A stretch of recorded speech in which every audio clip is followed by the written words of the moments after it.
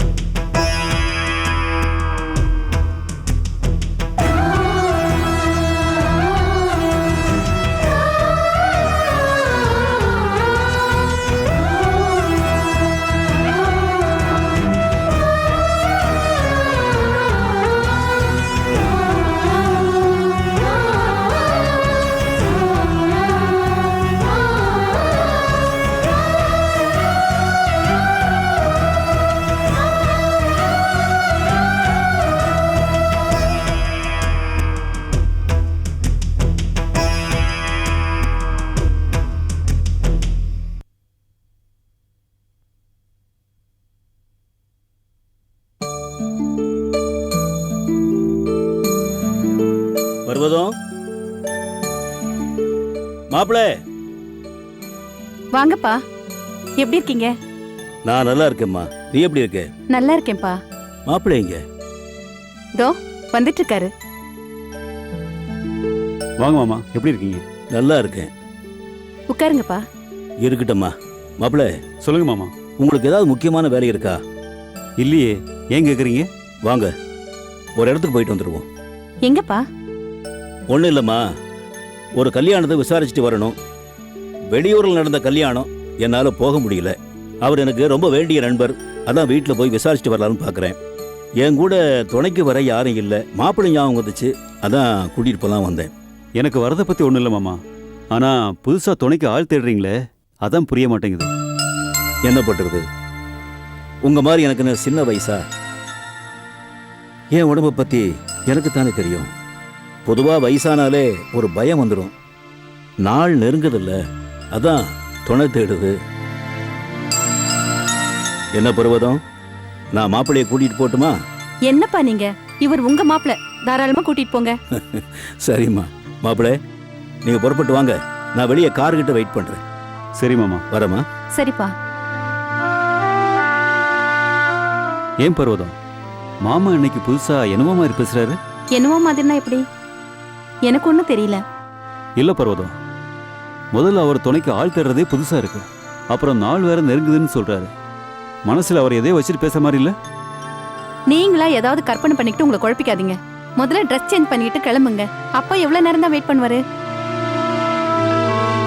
சரி.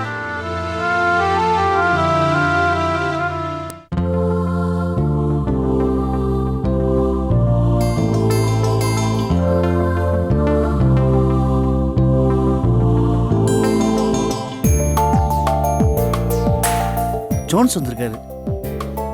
வாங்க mister Jones. கல்யாணத்துக்கு வரமாட்டேன்னு சொன்னீங்க, ஆனால் நீங்கள் சொன்னபடி வீட்டுக்கு வந்துட்டீங்க. வாங்க ப்ளீஸ் உட்காருங்க. உட்காருங்க மாப்பிள்ளை. இவர் என் மாப்பிள்ளை, என் மூத்த பொண்ணோட வீட்டுக்காரர். வணக்கம். வணக்கம். பொண்ணு மாப்பிள்ளை வர சொல்லுங்க. ஜோன் சார்கிட்ட ஆசீர்வாதம் வாங்கட்டும். சரிங்க. வாங்க சார். வணக்கம். பொண்ணு மாப்பிள்ளை ப்ளஸ் பண்ணுங்க ஜோன்ஸ். Thank you sir.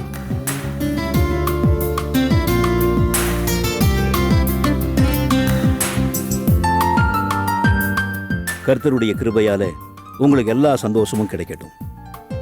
அங்கிள் ஜெருசலேம்லாம் போயிட்டு வந்திருக்கார். அவருடைய ஆசீர்வாதம் கிடைக்கிறது பெரிய பாக்கியம். சரி, நீங்க போங்க. வரோம் சார். ம். நானும் ஜெருசலேம் போகிறதுக்கு எவ்வளோ ட்ரை பண்ணேன். எனக்கு கொடுத்து வைக்கல, போக முடியல. எனக்கு முதல் தடவை தடை ஏற்பட்டு 2வது முறை போற பாக்கியம் தான் எனக்கு கிடைச்சது. ரோம், பாரிஸ், ஜெருசலம்னு எல்லாத்தையும் சுற்றி பார்க்குற பாக்கியம் கிடைச்சது. போப் ஆண்டவரை பார்த்து ஆசீர்வாதம் வாங்கவும் முடிஞ்சது. எடுத்துங்க. அதுக்கெல்லாம் கொடுப்பன வேணும். ம்.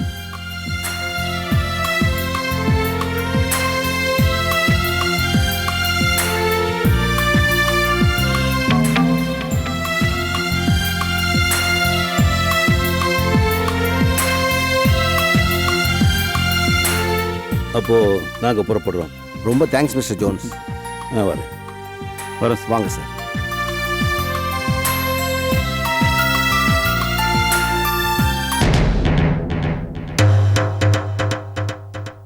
நீங்க மிஸ்டர் ஜோன்ஸ் தானே? ஆமா சார். என்ன ஞாபகம் இருக்கா? என்ன டாக்டர், பாரிஸ்ல இருந்து இந்தியாவுக்கு நீங்க எப்போ வந்தீங்க? நீங்க எங்க எப்படி? கல்யாண பொண்ணு எனக்கு ரொம்ப நெருங்கின உறவு. ஓ, அப்படியா? ரொம்ப சந்தோஷம். அப்ப நான் வரேன்.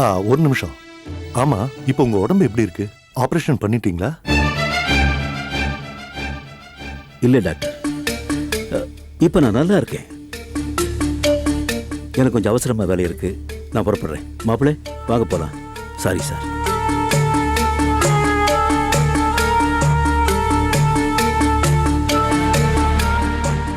மாமா ஒரு நிமிஷம். அவர் ஆப்ரேஷன் அப்படின்னு ஏதோ சொன்னாரு. வேற ஒன்றும் இல்லை மாப்பிள்ளை, அவர் வேற யாரும் நினைச்சு என்ன கேட்டாரு. நீங்க வாங்க போலாம். மாமா, கண்ணாடியை மறந்து உள்ள வச்சுட்டேன், போய் எடுத்து வந்துடுறேன். இங்கே இருங்க. சரி சரி. ஜோன்ஸ் பாரிஸ்ல நான் ஒர்க் பண்ண ஹாஸ்பிட்டலுக்கு வந்திருந்தாரு. அவரை செக் பண்ணி பார்த்தப்போ 2 கிட்னியும் ஃபெயிலியரா இருக்கு. உடனே ஆபரேஷன் பண்ணணும்னு சொன்னப்ப கேட்காம அவர் டயாலிசிஸ் பண்ணிட்டு இங்க வந்துட்டாரு. இவ்வளவு நாள் ஆபரேஷன் பண்ணாம உயிரோட இருக்கிறது ரொம்ப ஆச்சரியமா இருக்கு. எல்லாம் கர்த்தரோட கிருபை. வாங்க.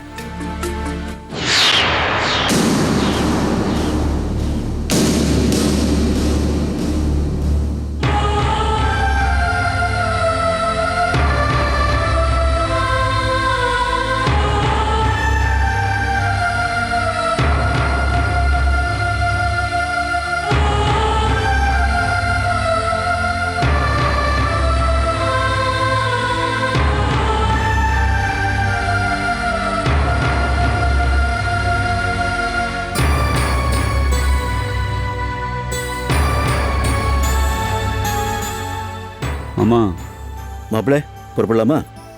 ஏன் ஒரு வார்த்தை கூட சொல்லாம என்கிட்ட மறைச்சிட்டீங்க? ஏதாவது பிரச்சனையா? பிரச்சனையா? என்ன சொல்றீங்க மாப்பிள்ளை? உங்களுக்கு 2 கிட்னியும் ஃபெயிலியர்னு டாக்டர் சொல்றாரு, அது உண்மையா? சொல்லுங்க.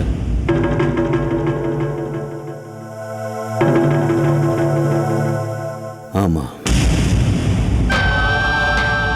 ஆபரேஷன் பண்ணிக்கலாமே. ஆபரேஷன் பண்ணி 100 வயசு வாழ்றதுக்கு நான் என்ன சின்ன பையனா? காஞ்ச சருகுதானே மாப்பிள்ளை, ஒரு நாள் இல்லைன்னா ஒரு நாள் அது உதிர்ந்துதானே ஆகணும். மாமா, அப்படி என்ன உங்களுக்கு வயசாயிடுச்சு? சரி, அப்படியே இருக்கட்டும். அதுக்காக ஆபரேஷன் பண்ணிக்கூடாதா என்ன? மாப்பிள்ளை, உங்களுக்கு தெரியாது இல்லை, இப்பதான் மரியா மனசு மாறி கல்யாணத்துக்கு சம்மதிச்சிருக்கா. இந்த விஷயம் அவளுக்கு தெரிஞ்சா கல்யாணமே வேண்டான்னு சொல்லிடுவா மாப்பிள்ளை. கல்யாணம் நல்லபடியா முடியட்டும், அதுக்கப்புறம் ஆபரேஷன் பத்தி பேசுவோம். இந்த விஷயத்தை இங்கேயே மறந்துடுங்க மாப்பிள்ளை. வீட்டுக்கு போய் பருவத்திட்டு கூட சொல்ல வேண்டாம். சரி மாமா, நான் சொல்லலை. ஆனால் மரியா கல்யாணத்துக்கு அப்புறம் நீங்கள் ஆப்ரேஷன் பண்ணிக்கணும். நிச்சயமா. புறப்படலாமா? ம்.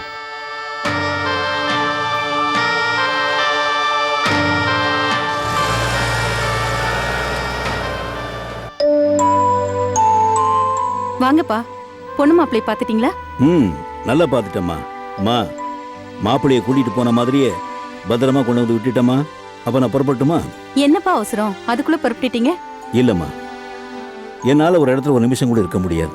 வந்தமா, வந்த வேலை முடிஞ்சதா, போயிட்டே இருக்கணும். அப்படி என்னப்பா அவசரம்? நேரம் வந்துடுச்சேம்மா, நேரம் வந்தா போய்த்தானே ஆகணும். நான் வரமா? சரிப்பா. வரேன் மாப்பிள்ளை.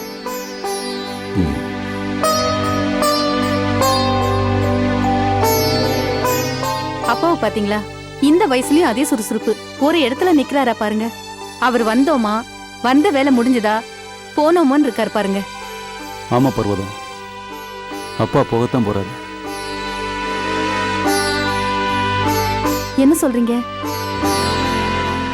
ஆமா பர்வதம், அப்பா போறதுக்கு ரொம்ப அவசரப்படுறாரு. அதுக்கே கண் கலங்குறீங்க? ஒன்றும் இல்லை பர்வதம், உங்க அப்பா வயசுல நான் எல்லாம் இருப்பேனோ என்னவோ, அதைத்தான் நினைச்சு பார்த்தேன். என்னங்க நீங்க, உங்களுக்கு என்ன பிரச்சனை? அதெல்லாம் நல்லதா இருப்பீங்க, பேசாம இருங்க.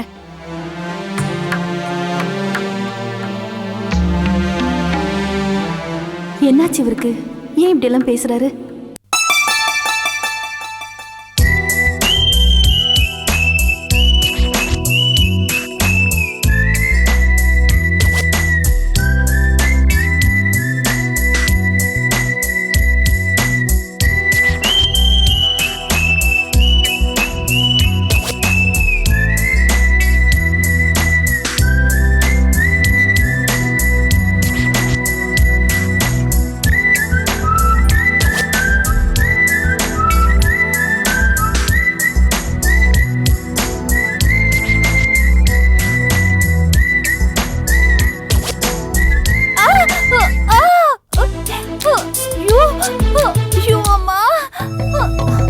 என்ன திலகா, என்னாச்சு? ஆப்பிள நறுக்கிட்டு இருந்தேன், விரலையும் சேர்த்து நறுக்கிட்டேன். ஐயோ, என்ன இது? ரத்தம் நிறைய வருதே. ஒரு நிமிஷம் கட்டு. என்ன சூர்யா, கர்ச்சீஃப்? அட நீ வேற, உன் விரலை விட என் கர்ச்சீஃப் முக்கியம். கொஞ்சம் இரு, நான் மருந்து எடுத்துட்டு வரேன். அதெல்லாம் சரியா போயிடும், விடு சூர்யா. அதெல்லாம் ஒண்ணும் சரியா போகாது. இப்ப அப்படியே விட்டா அப்புறம் அவ்வளவுதான், கை விரலே போற நிலைமைக்கு வந்துடும். இரு, டிஞ்சர் போடுறேன்.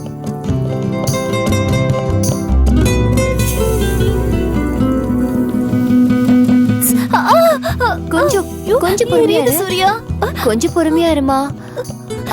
அப்புறமா போய் டாக்டர் கிட்ட செப்டிக் இன்ஜெக்ஷன் போட்டுக்கலாம். என்ன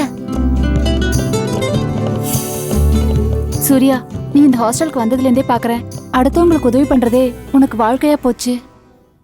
உனக்கு நல்ல வாழ்க்கை கிடைச்சி நீ ஓஹோன்னு இருக்க போற. வாழ்க்கை எனக்கு இருக்கே. ஏன் சூர்யா, இங்க இருக்கிற எல்லாரையும் அவங்க சொந்தக்காரங்க, ஃப்ரெண்ட்ஸ், அம்மா அப்பா யாராவது வந்து பாத்துட்டு போறாங்க. உனக்குன்னு யாருமே இல்லையா? ஏன் இல்ல, எனக்கு சொந்தம் பந்தம் ஃப்ரெண்ட்ஸ் எல்லாருமே இருக்காங்க, நிறைய பேர் இருக்காங்க. எங்க இருக்காங்க? இங்கதான், நம்ம ஹாஸ்டல்ல தான். ஏன் நீங்களாம் என் ஃப்ரெண்ட்ஸ் இல்லையா? உங்களை பார்க்க வர உங்க அப்பா அம்மாலாம் ஏன் அப்பா அம்மா இல்லையா? ஓ, அத சொல்றியா? சரி சரி, வா கிளம்பு. எங்க? எங்கயா? ஹாஸ்பிட்டலுக்கு போகணும். முதல்ல போய் அதெல்லாம் எதுவும் வேண்டாம். அதெல்லாம் கிடையாது. என் திலகமே, நெற்றி போட்டே வா. ஐயோ அம்மா.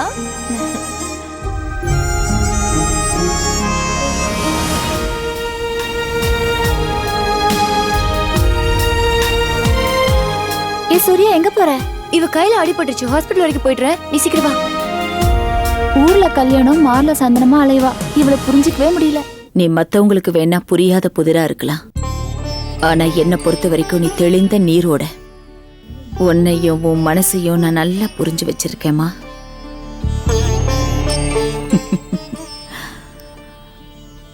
வித்தக்கார கோமாளி அடிய வாங்கிக்கிட்டு அவனும் சிரிப்பான், வேடிக்கை பார்க்கறவங்களையும் சிரிக்க வைப்பான். நீயும் அந்த மாதிரி உனக்குள்ள ஒரு பூகம்பத்தையே வச்சுக்கிட்டு வெளியில பூவா சிரிக்கிறியே. உனக்குள்ள இவ்வளவு துயரங்களை வச்சுக்கிட்டு நீயும் சந்தோஷமா இருக்க, மத்தவங்களையும் சந்தோஷமா சிரிக்க வைக்கிற. உன்னோட இந்த குணம்தான் எனக்கு பிடிச்சிருக்கு. அம்மா, உனக்கும் கீழே உள்ளவர் கோடின்னு சொல்ற மாதிரி நமக்கு கீழே கஷ்டப்படுறவங்க எத்தனையோ பேர் இருக்காங்க. அவங்க பிரச்சனைகளையும் வேதனைகளையும் பார்க்கும்போது நம்ம கஷ்டம்லாம் ஒண்ணுமே இல்லைன்னு தோணிடும். அதனால நான் எதுக்குமே கவலைப்படுறது இல்ல. உன்னோட தனிச்சிறப்பே இந்த குணந்தாம்மா. உன்னை பார்க்கும் போதெல்லாம் சின்ன வயசுல நான் இருந்த ஞாபகமே வருது. குணத்துல நீ அப்படியே என்ன மாதிரியே இருக்க. அது என்னோட பாக்கியம்மா. பொதுவா இங்க வரவங்க எல்லாம் என்ன பார்க்கணும்னு ஆசைப்பட்டு தான் வருவாங்க. ஆனா நான் மட்டும் நீ எப்போ இங்க வருவ, உன்னை பார்க்கலான்னு ஆசைப்பட்டு காத்திருப்பேம்மா. ரொம்ப சந்தோஷமா இருக்குமா. உங்களை பத்தி கேள்விப்பட்டு கொஞ்ச நாளாதான் இங்க வர ஆரம்பிச்சேன். இங்க வந்து உங்க முகத்தை பார்த்துட்டு போனா மனசுக்குள்ள ஒரு இனம் புரியாத நிம்மதி ஏற்படுது. என்ன பொறுத்த வரைக்கும் நிச்சயமா நீங்க ஒரு மகான் ஞானி. அது மட்டும் கண்டிப்பா நான் நம்புறேன். உன்னுடைய நம்பிக்கை ரொம்ப தப்பு சூர்யா. நீ நினைக்கிற மாதிரி நான் ஞானியோ மகானோ இல்ல. உன்ன மாதிரி ஒரு சாதாரண மனுஷிதான். என்ன வயசும் உலக அனுபவமும் ஆண்டவனோட அருளும் உன்னை விட ஒரு படி மேல என்ன உட்கார வச்சிருக்கு, அவ்வளவுதான். இந்த பணிவுதான் உண்மையான ஞானம் நான் படிச்சிருக்கேம்மா. நீ ஒரு ஆலமரம். உன் நிழல்ல எத்தனையோ பேர் வாழ போறாங்க. பல பேர் உன்னால உயரணுங்கிறது அந்த ஆண்டவனோட சித்தம். நான் செய்யறது இறைப்பணி, நீ செய்யறது மக்கள் பணி. இறைப்பணியை விட மக்கள் பணி புனிதமானது. தொடர்ந்து செய். கூடிய சீக்கிரம் இந்த உலகமே உன்னை நிமிர்ந்து பார்க்க போது. 8 திசையிலிருந்தோ உனக்கு புகழ் வந்து சேரப்போது. உயர்ந்த நிலைக்கு நீ போக போற. என்னுடைய ஆசீர்வாதம் உனக்கு எப்பவும் உண்டு. மனசுக்குள்ள ஒரு புயலை சுமந்துக்கிட்டு வந்தேம்மா. உங்க பேச்சு கேட்டதுக்கு அப்புறம் அது தென்றலா வீசுது. எப்பவும் உங்க சொல்படி நான் நடப்பேன். நான் வரேம்மா.